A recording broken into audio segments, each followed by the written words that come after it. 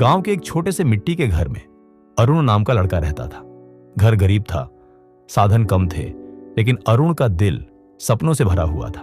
उसके अंदर एक ही सपना था, कुछ बनकर दिखाना, अपनी किस्मत बदलना और अपने माँ पापा का सिर गर्व से ऊंचा करना। लेकिन हालात आसान नहीं थे। खेतों का काम, पैसों की कमी और हर तरफ ताने।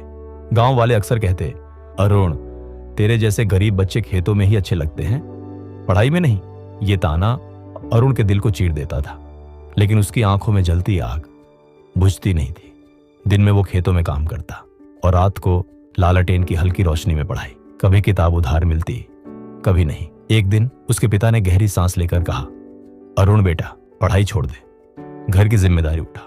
तेरी माँ बीमार है, खेतों का काम रुक गया है, हमें तेरी जरूरत है।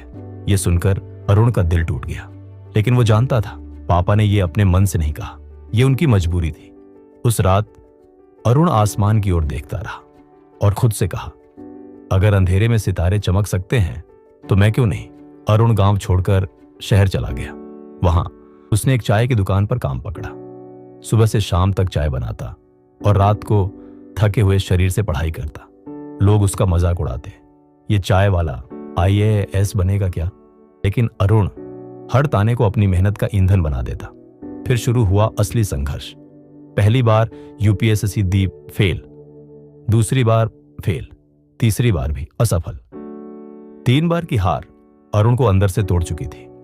उसने सोचा, शायद गांव वाले सही कहते थे, मैं खेतों में ही अच्छा लगता हूं। वो हिम्मत हार चुका था।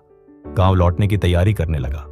लेकिन उसी रात जब वो आखिरी बार किताब बंद कर रहा था, दिल के किसी कोने से आवाज आई, एक आखिरी कोशिश, बस एक आखिरी। अरुण ने ठान लिया, ये चौथा प्रयास उसकी जिंदगी का निर्णायक पल होगा।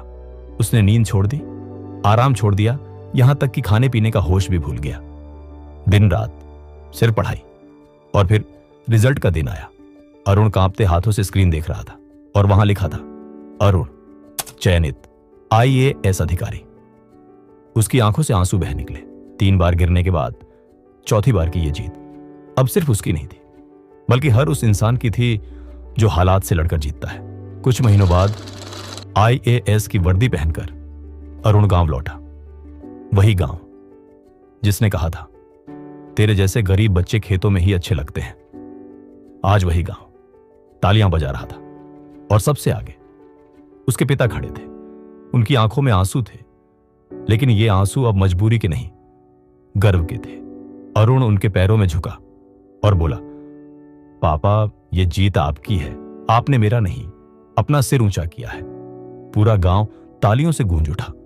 अरुण का सपना सच हो चुका था। दोस्तों, इस कहानी से एक बात हमेशा याद रखो, गिरना हार नहीं है। हारना तब है जब तुम गिरकर उठने से इनकार कर दो। अरुण 3 बार गिरा, लेकिन चौथी बार उठा और IAS बनकर सबको साबित कर दिया। अंधेरा कभी सूरज को रोक नहीं सकता और हालात कभी मेहनत करने वाले इंसान को हरा नहीं सकते। तो अगर तुम भी अपने सपनों के रास्ते में बार बार गिर रहे हो, तो याद रखना, शायद अगली बार ही वो आखिरी बार हो जो तुम्हारी जिंदगी बदल दे।